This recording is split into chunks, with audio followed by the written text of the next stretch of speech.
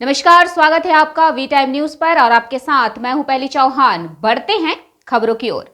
झारखंड मुक्ति मोर्चा की केंद्रीय महासचिव सुप्रियो भट्टाचार्य ने प्रेस कॉन्फ्रेंस कर भाजपा द्वारा राज्य सरकार के खिलाफ किए जा रहे धरना प्रदर्शन पर पलटवार किया है और कहा है कि 2019 चुनाव के बाद हेमंत सोरेन के नेतृत्व में सरकार का गठन हुआ। हमने सीमित संसाधन में 2 साल पूरे किए हैं। हेमंत सरकार के 2 साल होने पर बीजेपी परेशान है और लोगों के बीच भ्रम फैलाने का काम किया जा रहा है। इन 2 सालों में इस सरकार में कई योजनाएं धरातल पर लाई गई, जिसको देखकर बीजेपी परेशान हो गई है। हमने हाथी नहीं उड़ाया, उद्योग शुरू किया है।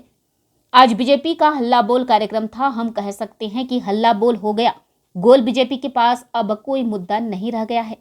झारखंड में बीजेपी मुद्दा विहीन विपक्ष बनकर रह गई है। इन 2 सालों में केंद्र सरकार से किसी तरह का सहयोग की भावना नहीं रही।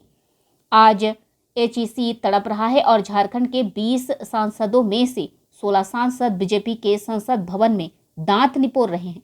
एचईसी जिस प्रकार से कराह रहा है उससे भाजपा का चेहरा तार तार हो गया है। हम लोगों ने शासन करने के लिए शासन नहीं चलाया, बल्कि हम लोगों ने संघर्ष से प्राप्त झारखंड को बचाने का काम किया है। हम लोगों ने सुनिश्चित किया है कि सरकारी नौकरी में स्थानीय लोगों की सहभागिता सुनिश्चित हो। संक्रांति के बाद सूर्य उत्तरायण होता है, उस वक्त राज्य का विकास का उत्तरायण होगा। दही चूड़ा खाएंगे और राज्य को संवारेंगे, हमारी यह नीति है। भाजपा द्वारा आज राजभवन के समक्ष हवन किया गया, जिनका लोकतांत्रिक प्रक्रिया का ही पूरी तरह से हवन हो चुका है। उनको हम क्या कहें। इस वित्तीय वर्ष में हमने नियुक्तियों का वर्ष कहा था। 15 जनवरी के बाद हम वह करके दिखाएंगे। सरकार का जो वर्ष होता है वो मार्च टू अप्रैल होता है। जिनको नहीं समझना है उनको तो कुछ भी नहीं समझना है।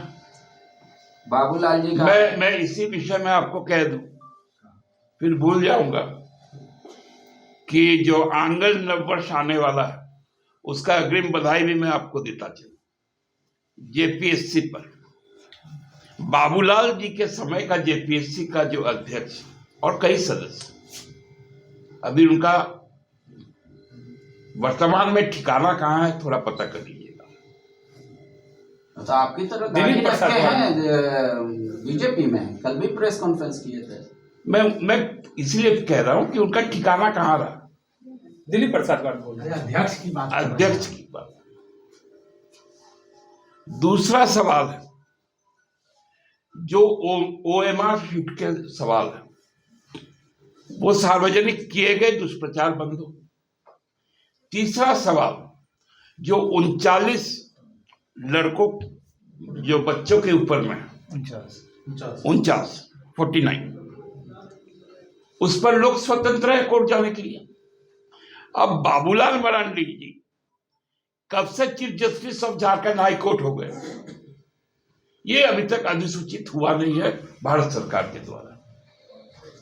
जिस दिन राष्ट्रपति के द्वारा ये अधिसूचित हो जाएगा, हम लोग उनके दिया हुआ जो फैसला है उसको सर्वमान्य करें।